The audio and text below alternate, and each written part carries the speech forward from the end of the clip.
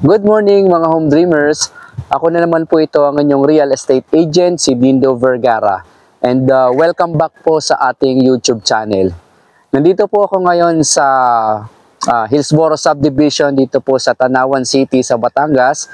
And tulad ng naipangako ko the last time na nag-visit po ako dito, naipangako ko po sa inyo na itong bahay sa ating likuran, itong tinuturo ko sa bandang yung pinakadulo, i-house tour po natin yan. So the last time po na nag-visit ako dito and nung ipinakita ko itong isang bahay na to, yung nasa dulo, hindi pa siya 100% completed. So ngayon po, okay na siya, constructed na siya, and ipapakita ko po ito sa inyo tulad ng naipangako ko. So tingnan natin. Let's go!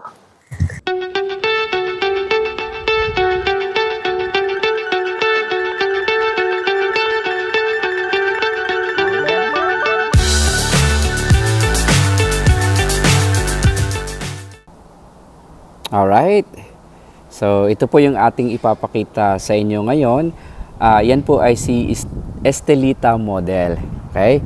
And before po tayo mag-start sa ating house tour, kung bago ka sa aking channel, please like and subscribe and hit the notification bell para lagi po kayong updated. So ayan. So house specification po tayo, si Estelita model po, na-construct po siya sa 150 square meters of lot area.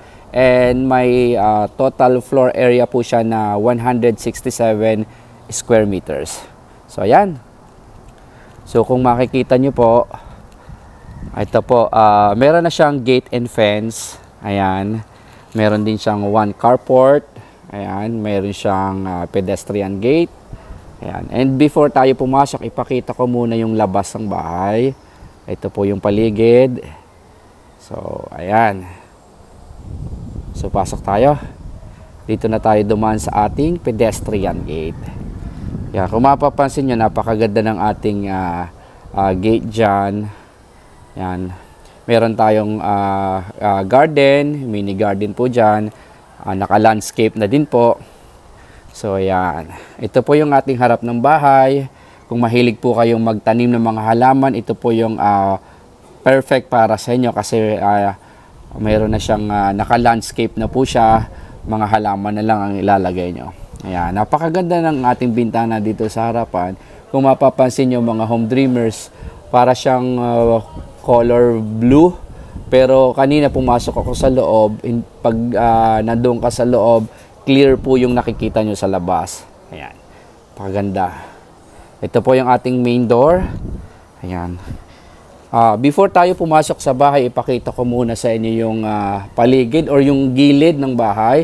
So, nandito po tayo sa ating carport. Ayan po. Naka-tiles na rin po siya.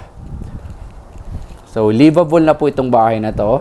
And ito, meron po tayo dito na space or setback na sa around 2 meters po ang wide ng setback. So itong door na to, papunta ito sa ating kitchen, pero mamaya na natin tingnan. So nandito po tayo sa utility area. Ayan, meron tayong lababo dyan. Pwede natin gawing laundry area. Ayan. So ito yung ating likod ng bahay. Ayan, ito yung taas. Ayan. So dito sa ating likod ng bahay, nasa 2 meters wide din po yung setback natin. Ayan.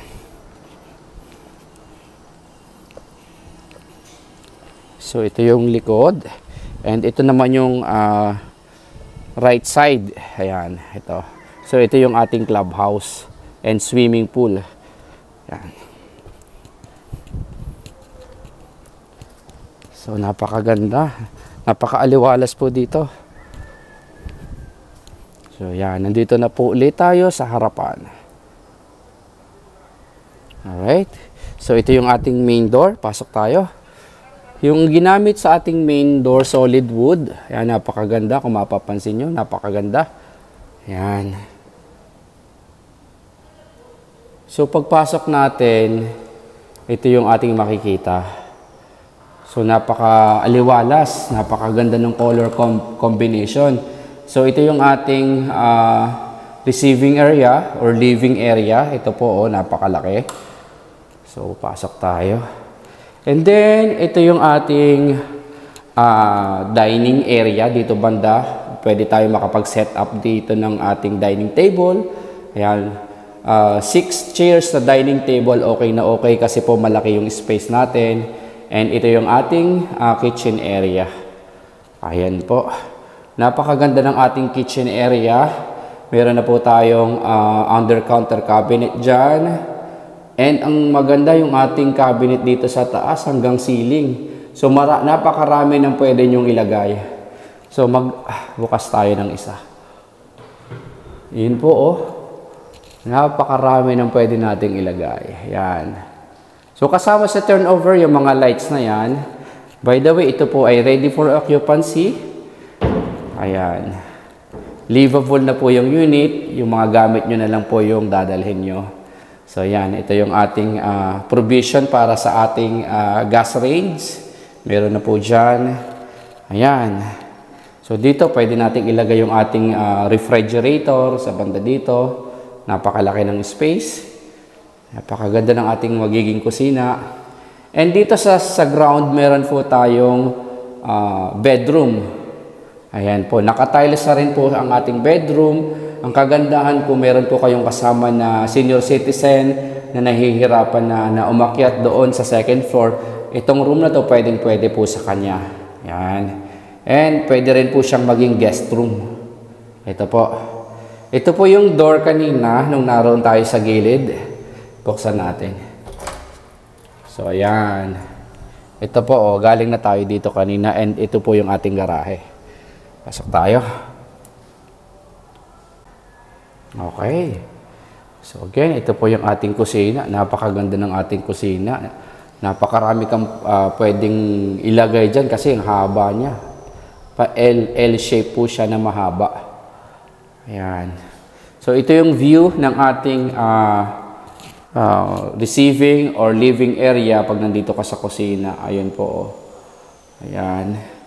And then, dito sa ground floor, sa gilid ng stairs, meron po tayo ditong powder room. Ayan, tingnan natin yung powder room. Ayan, napakaganda ng powder room. Ito po, oh, complete fixtures po dito. Actually, ano siya, toilet and bath, kasi may shower po siya. Oh, ayan po, may naka-install na shower. Ayan.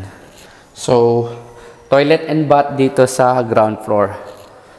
Ayan. Ito po yung sinasabi ko kanina, yung bintana, pinakita ko sa inyo. Pag nandun ka sa labas, ano siya, color blue. Pero pag nandito ka sa loob, clear. Ito po, oh, clear. Yung ating window. And ang kagandahan, meron po tayong screen. Ayan po, oh. So, hindi makakapasok yung mga insekto or lamok kahit i-open nyo po yung ating window. Ayan. So, ito yung ating stair going up to second floor.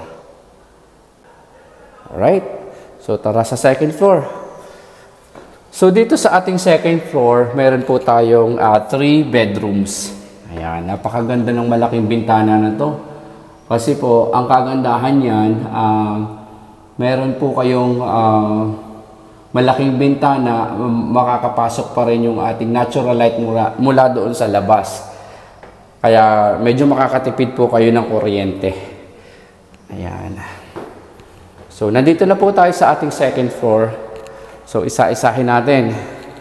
So, ito yung bintana na pinakita ko sa inyo kanina. Okay, bedroom number 1 tayo. So, ito sa ating bedroom number 1, naka-tiles na rin po siya. Ayan po, may malaking bintana. Ayan po. Ito, napakaganda ng ilaw. Ang alam ko, ayan oh, nagpapalit-palit ng color. So, depende po sa mood nyo. Pwedeng parang dim lang siya. Ayan po oh. Ayan. And dito sa ating bedroom number 1, meron po tayong view ng Mount Makiling. So, ayan po. Imagine, pag gising mo sa umaga, pag silip mo ng bintana mo, Mount Makiling ang makikita nyo. Napakaganda. Ayan. So, ito yung bedroom number 1. So, proceed po tayo sa ating bedroom number 2. Ayan. Si bedroom number 1 at si bedroom number 2, almost the same po in size. So naka-tiles na rin siya. 60 by 60 ang tiles na nakakabit. Ayan po, meron din siyang napaka-elegant na ilaw na nagpapalit-palit ng color. Ayan. And meron din po siya view ng Mount Makiling. So ayan po. Napakaganda. Alright. So proceed po tayo sa common toilet and bath dito sa second floor. Ito po yung ating common toilet and bath. Napakaganda.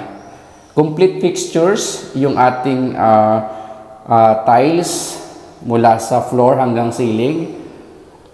Hindi tinipid. Ayan. So ito po yung ating master's bedroom. Ayan, ito po yung ating master's bedroom. Napakaganda ng ating master's bedroom. Ang laki ng bintana. Kung mapapansin nyo, oh. Kaya sigurado makakapasok ang natural light. Ayan. So ito ang view. Ayan. So naka-install din po yung very elegant na ilaw. Ito po, oh. So dito sa ating master's bedroom, ang view mo is yung ating kiddie playground. Ayan po, oh. And yung ating swimming pool and clubhouse. So, napakaganda ng view mo dito sa ating master's bedroom. Alright. So, si master's bedroom, meron siyang sariling toilet and bath. So, ito po yung ating toilet and bath ni master's bedroom. Ayan po. Complete fixtures. Napakaganda. And yung tiles natin, from floor to ceiling na. Yung ating shower head, napakaganda. Ayan, bagong-bago. Okay. So, silipin natin yung balcony. So, ito po ang door papunta sa ating balcony. Ayan po. Wow! Napakaganda. So, ito po yung ating balcony. So, malaki yung ating balcony. Pwede ka mag-set up ng coffee table dito or dito ka magkape tuwing umaga or tuwing hapon. So, napakaraming pwedeng gawin dito sa ating balcony. So, ang view mo ng balcony is itong ating kiddie playground. Ayan po yung ating kiddie playground. And ayan ang ating swimming pool. Ayan yung clubhouse. Napakaganda. Malapit ka po sa clubhouse. Yung harap ng bahay mo, kung ikaw ay may mga anak na naglalaro pa, mga bata, itong perfect para sa'yo. Kasi nga po, hindi ka magwo-worry na ang anak mo ay kung saan-saan pupunta. So, paglabas ng bahay, dyan na lang po sila maglalaro. Ayan po, oh, kitang-kita mo, pwede mong bantayan ng mga anak mo.